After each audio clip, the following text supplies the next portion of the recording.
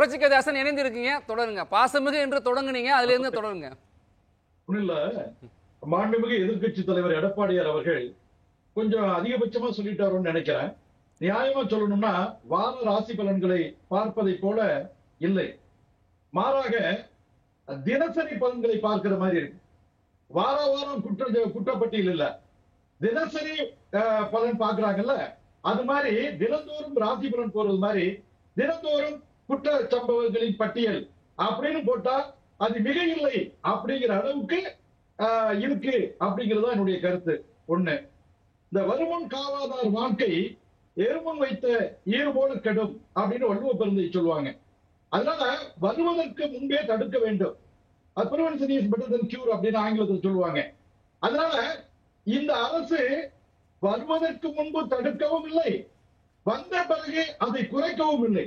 ஒரு கையாளாகாத அரசாங்கத்தான் இன்றைக்கு திமுக அரசாங்கம் இருந்து கொண்டிருக்கிறது.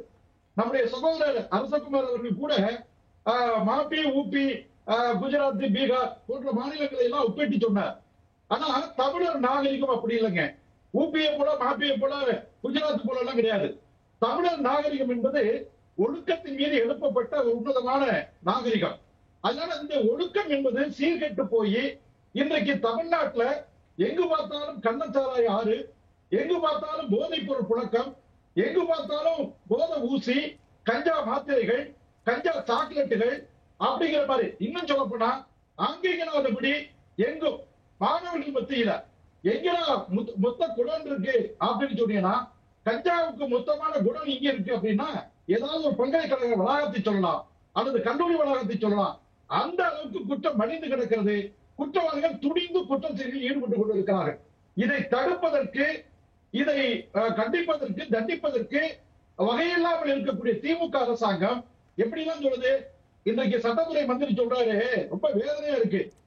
இதயத்தை ஊடுருவியா பார்க்க முடியும், இவன் கொலை செய்ய போறானா கொலை செய்ய போகலையா அப்படின்னு. இது என்னங்க இது? இது ஒரு பொறுப்பான பதிலா? அதனால யாருடைய இதயத்தையும் யாரும் ஊடுருவி பார்க்க முடியாது.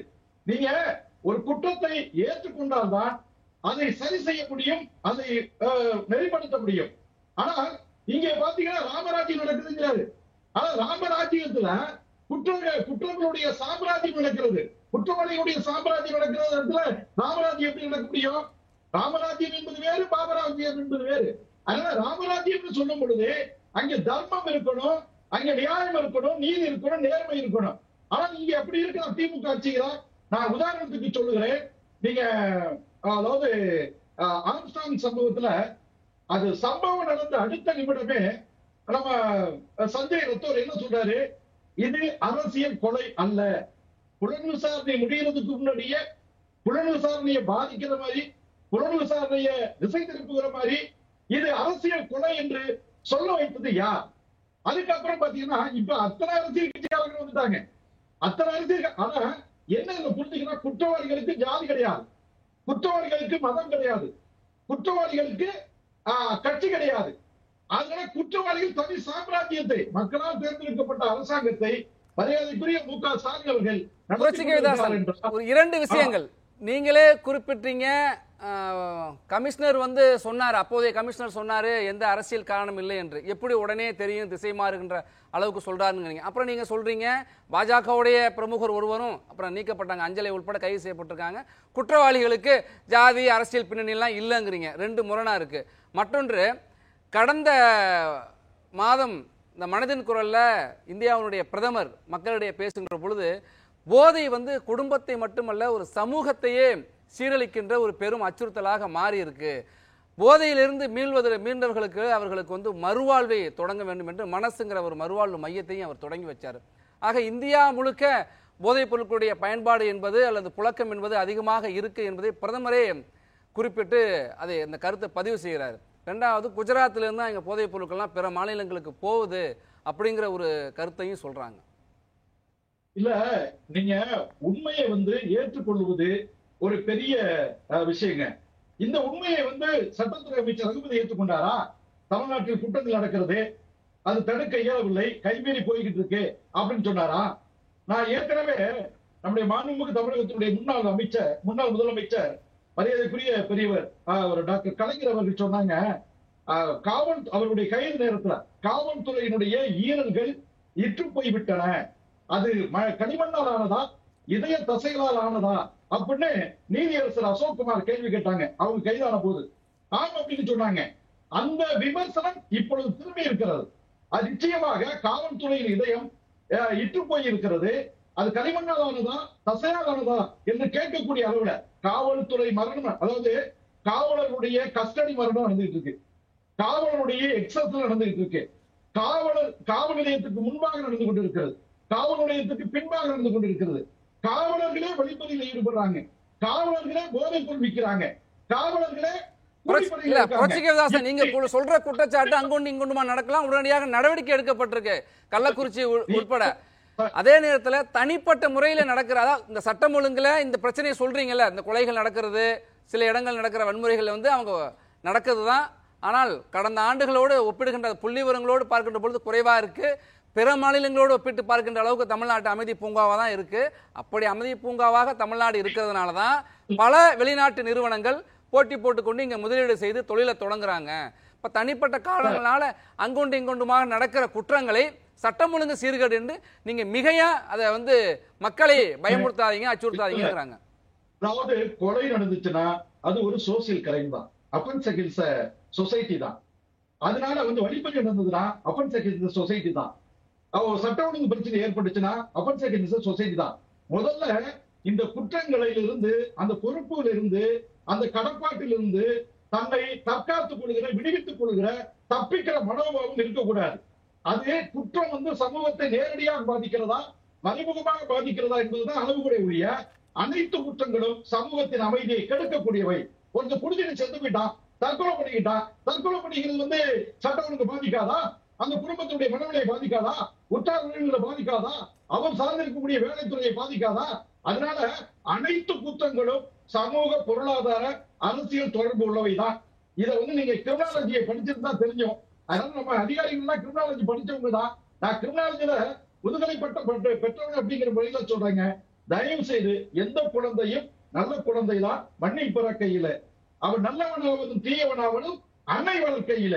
இல்ல அதான் அந்த இல்ல நீங்க அந்த பார்வையில எடுக்கின்ற பொழுது கூட நிதி ஆயோக்கினுடைய ஐநாவோடு சேர்ந்து அந்த ஆய்வறிக்கை கொடுத்தாங்கல்ல, எஸ்டிஜி நிலைத்த வளர்ச்சிக்கான குறியீட்டுக்கான அந்த ஆய்வறிக்கை கொடுத்த பொழுது ஒட்டுமொத்தமா பார்க்கின்ற பொழுது தமிழ்நாடு 3ஆம் இடத்துல இருக்கு. 13 குறியீடுகள்ல இலக்குகள்ல இந்திய சராசரியை விட மேல இருக்கு, அதிகமாக இருக்கு. அப்படி சிறந்து விளங்குகிற தமிழ்நாடு இந்த குற்ற சம்பவங்கள் நடக்குதுதான், அதுல மறுக்கல, அவங்க நடக்குதுதான். ஆனா நீங்க ஏன் மிகைப்படுத்தி சொல்றீங்க?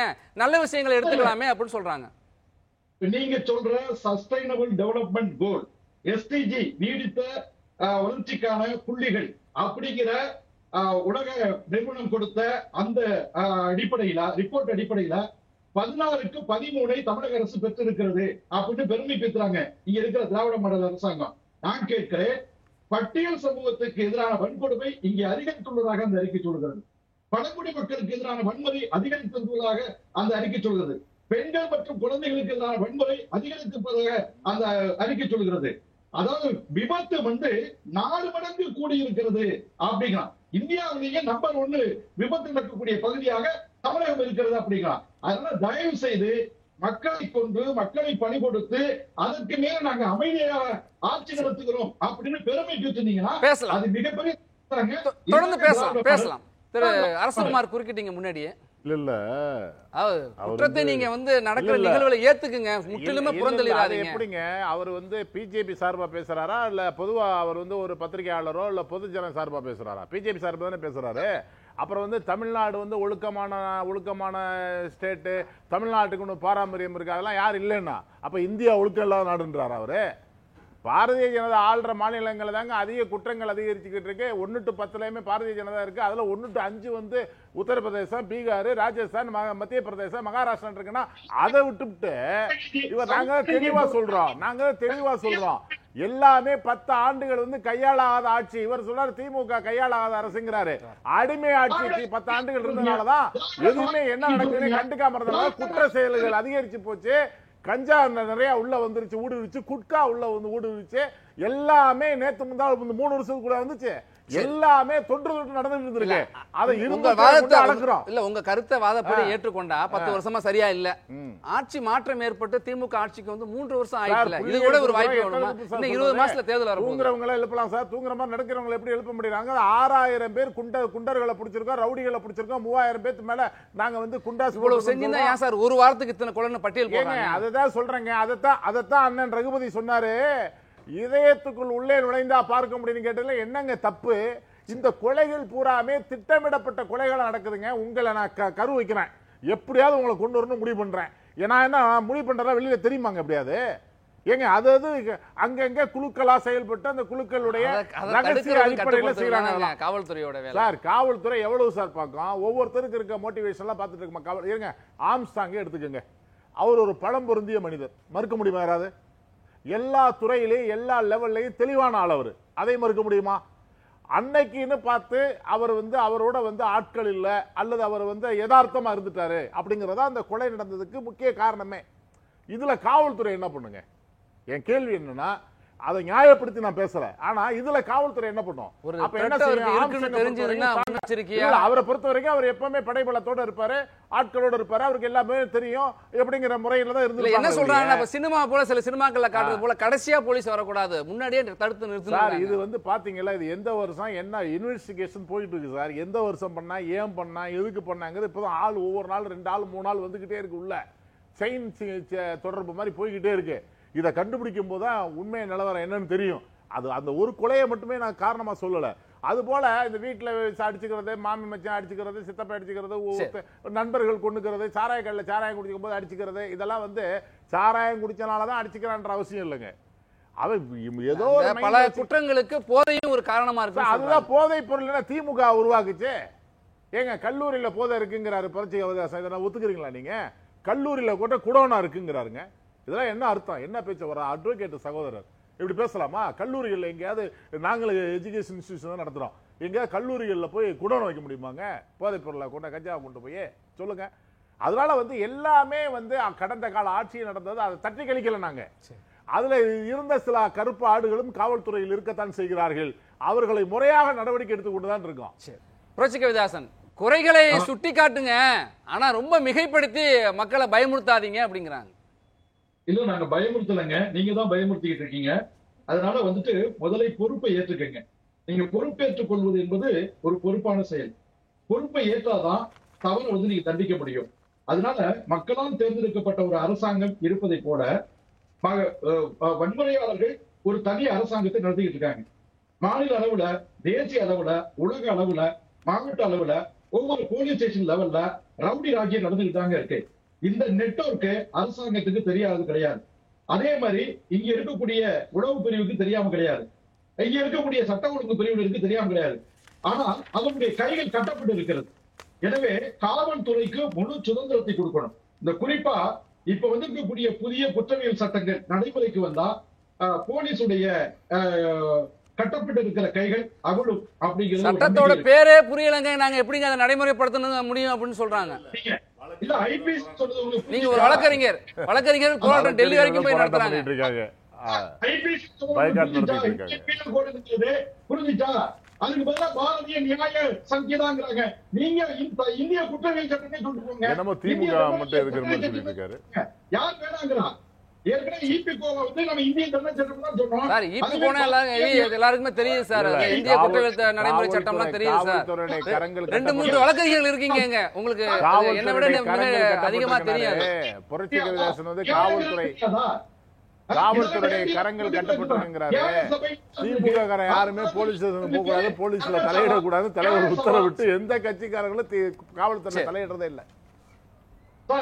நீங்க முழுக்க காவல்துறையை கையில கட்டி போட்டுருக்காங்க. அப்படி இல்ல அப்படிங்கிறாங்க, அப்படி இல்லன்னு மறுக்கிறாங்க. திமுக காரன் போலீஸ் ஸ்டேஷனுக்கே போக கூடாது, போலீஸ் ஸ்டேஷனுக்கு போன் பண்ணக்கூடாது, போலீஸ்ல தலையிடக்கூடாது, கட்சியை விட்டு நீக்கிறேன்னு தலைவர் அறிவிச்சுட்டாருங்க. யாருமே போறது இல்ல, யாருமே எந்த இல்லாத குற்றச்சாட்டை ஏன் இப்படி சொல்றீங்கங்கறாங்க. இத்தனை வருஷ காலத்துல திமுக காரங்க போலீஸ் ஸ்டேஷன் போகாதே இப்பதான். போலீஸ் ஸ்டேஷனுடைய கிரைம் ரெக்கார்ட் எடுத்து பாருங்க. அது லோக்கல் திமுக காரனுடைய பெயர் தவறாமல் இடம்பெற்றிருக்கிறது. இதுல விதிவிலக்கா சில இடங்கள் சார் எங்கேயாவது ஒண்ணு நடந்திருக்கலாம் சார். அதுக்காக எல்லாருமே அப்படி சொல்றது வந்து தவறான செய்தி இல்லையா? தவறா அப்படி பதிவு செய்யலாமா? என்ன அநியாயம் பாருங்க. முழுசா குற்றவாளிகளா கட்சியில சேர்த்துக்கிட்டு டோட்டல் அக்யூஸ்ட் கட்சியில குற்றம் சுமத்தப்பட்டவர்கள். சாரி, 1 லட்சம் குண்டர்கள் இருக்காங்க திமுகவுல. அரசகுமார் என்ன சொல்றாருன்னா, குற்ற பின்னணி உடையவர்களா கட்சியில நீங்க சேர்த்து வச்சிட்டு மத்தவங்க சொல்றீங்களே சரியான்னு கேக்குறாரு. உள்ளவங்க தானே அறிக்கை கொடுக்குறாங்க எல்லாரும். இல்ல நீங்க திமுகவுடைய நிர்வாகிகள் பட்டியல் எடுங்க, குற்றவாளிகள் பட்டியல் உடனே கூட வந்துரும். எல்லா பட்டியலும் மக்களுக்கு பொது வெளியில நிறைய தெரிஞ்சுக்கிட்டு தான் இருக்கு. நம்ம தொடர்ந்து பேசலாம்.